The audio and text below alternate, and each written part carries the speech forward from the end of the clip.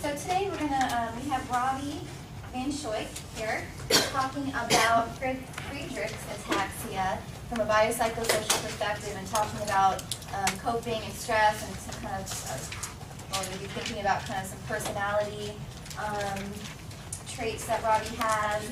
And Robbie got her bachelor's degree in psychology from UGA right here, and she graduated from University of Georgia in 2003. She went back to obtain her master's degree in public health, which she pursued one class at a time, and she received the MPH in 2010 of May. She also had taken a few classes in the gerontology certificate program, and is still involved with that. And that is Robbie's story, and we're going to talk a little bit more about that. But yeah, she worked in labs here in the psych department. That's actually how we met. She worked in my supervisor's lab and a few other ones too, right? Dr. Curtis and some other labs. So, okay, so you want to start, though. Robbie's going to start off, and then I'll take over. But go ahead. I really love Robbie. Thank you so much for listening. This is my 14th FA awareness presentation. And I'm very passionate about promoting awareness for women on behalf of myself and everyone else with FA.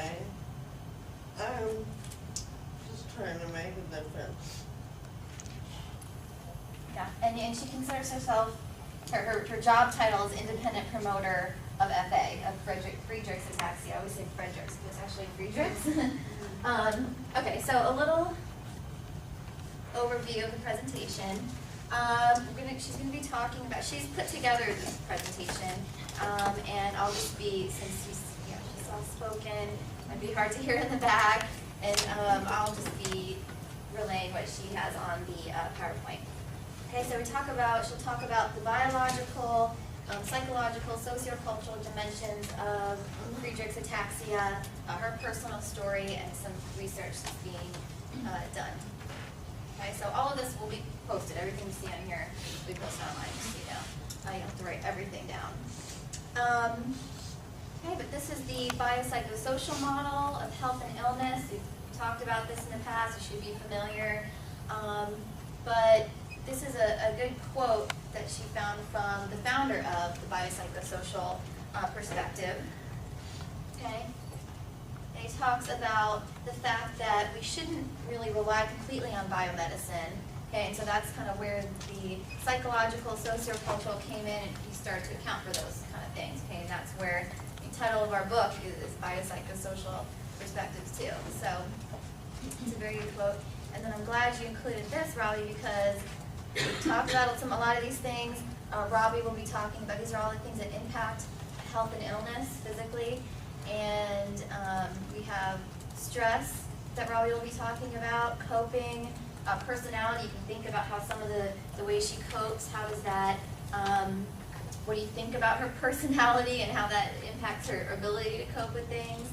And we have health-related habits she'll be talking about, and reactions to illness. Also, social support she'll talk about, health education, all of these things here. So we'll be touching on a lot of these things in this presentation. Okay, so what is Friedreich's ataxia? It was discovered in 1863 by none other but Nicholas Friedreich. It is an age-progressive mitochondrial genetic disease. It's inherited. It causes progressive damage to the nervous and cardiac systems, resulting in a wide range of symptoms in the systems. And there is no cognitive impairment that is a result of FA. And so she refers to Friedreich's ataxia as FA. They call it FA for short, so we'll be referring it to that way throughout this talk. Okay, so no cognitive impairment. We'll talk a little bit about, she talks a little bit about the etiology.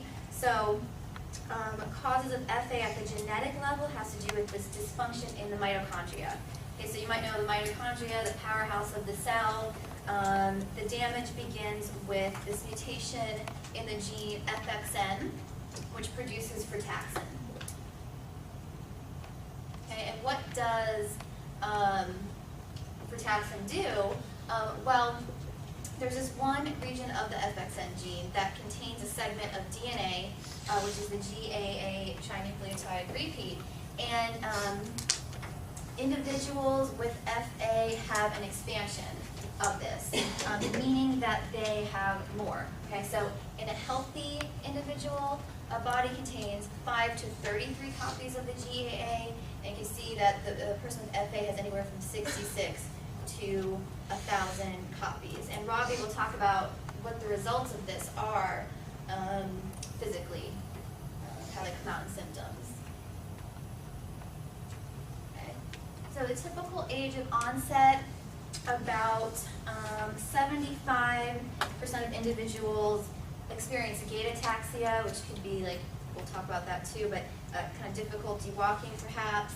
In late childhood, which would progress, okay, it's a progressive disease, bless you, that progresses to the use of wheelchair or use of a walker by adolescents. And Robbie will tell her story too. It can exhibit throughout the life. It's really unpredictable. You'll see that here in the atypical ages of onset. Some people do present with symptoms at 26 to 39 and are considered to have late onset FA. When symptoms begin after age 40 even, they're called very late onset FA. And actually, even recently, there was a brother and sister in New York, I guess a few years ago, diagnosed with FA in their 70s. So, do we know the progress, how they're doing? Or? It's very slow. Slow progress. So if it's later, it's more slow progress? Yeah. Okay. So, you see that it's still highly unpredictable. But we do know the heritability of the disease. A carrier would have only one disease gene in an allele. Okay, so this is kind of showing you this person is a carrier. Okay, they have one. They're not. They have normal phenotypes. They're not manifesting FA or symptoms of FA, but they're carrying it. Okay, and then so about 1 in 100 people actually carry a single gene for FA. However, only about 1 in 50,000 inherit both copies. So you would need to inherit both copies in order to, manifest the disease. And you'll see that here. We have 2 people who are who are carriers, and this is if they have 4 children. This is the rate at which one would be predicted to have the disease. Okay, 2 would be carriers, 1 would be a non-carrier. So let's see the inheritance in Robbie's family. Again, think back to that, but we'll go back to this. Both of her parents have normal phenotypes, but we know now that they are carriers. She has 2 sisters, Becca, who's 28, who also has FA, and Katie, 24, maybe she's 25 now, who is healthy. So here's nice. I love this picture. Good picture of the family. And I think this was your birthday. Yeah. She had a nice birthday party at Casa Mia, and that was fun.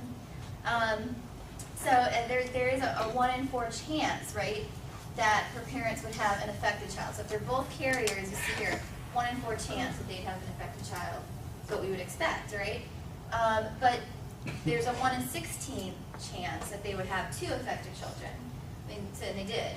Okay, so that's like a 6.25% chance that they would have 2 affected children, and they do. But Katie might be a genetic carrier, might not, but she might be genetically tested one day. Okay, but I don't know if she's sure. She wants to do. She wants to be a Yeah, I think like when she gets married and starts thinking about having children, she'll probably get tested and see both of them should get tested and see if they're carriers.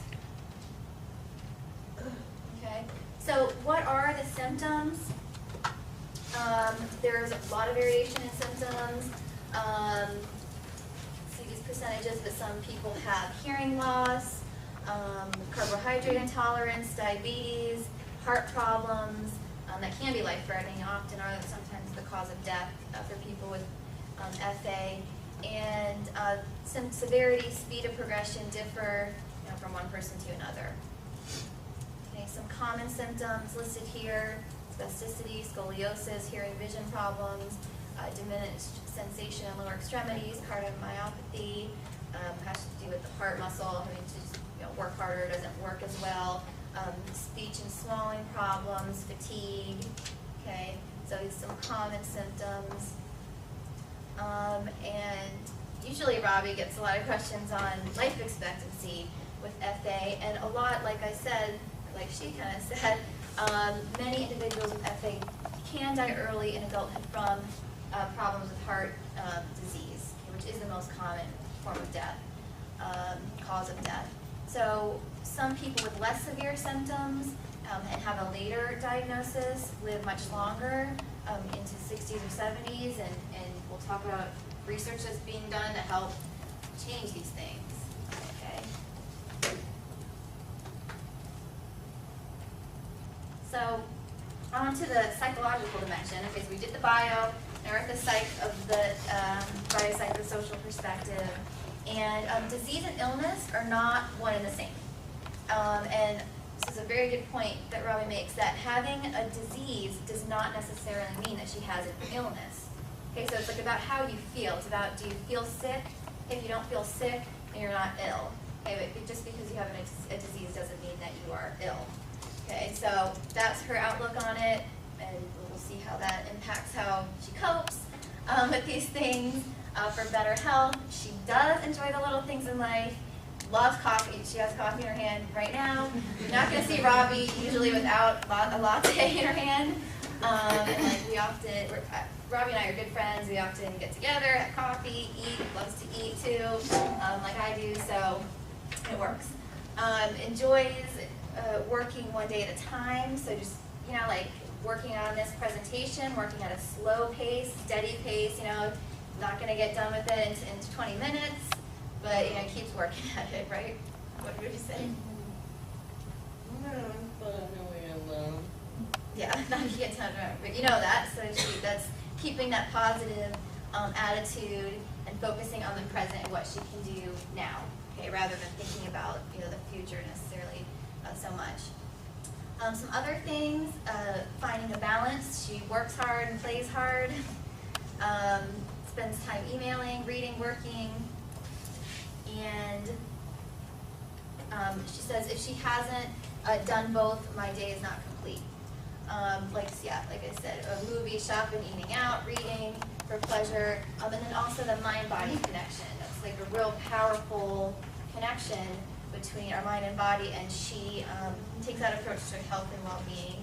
Practices yoga daily, mindfulness once a week. Her sister, Becca, practices Tai Chi and chair salsa. Okay, but you can buy them on Amazon. I don't even know what that was. What was that? I don't even know what chair salsa Yeah. was. I mean, so it seems like fun. So she still does it. Okay, and actually, Robbie was just recently was in a video, right? Yeah, that's cool. It was a yoga. It's super and explain my situation like how it helps with chronic pain. Yeah, so how does that help with chronic pain? She was in this video. I don't know where we can find it. I still haven't seen it, but I don't know when it'll be out, but it's in the process of being made. Okay, so we'll be looking for that on the market soon.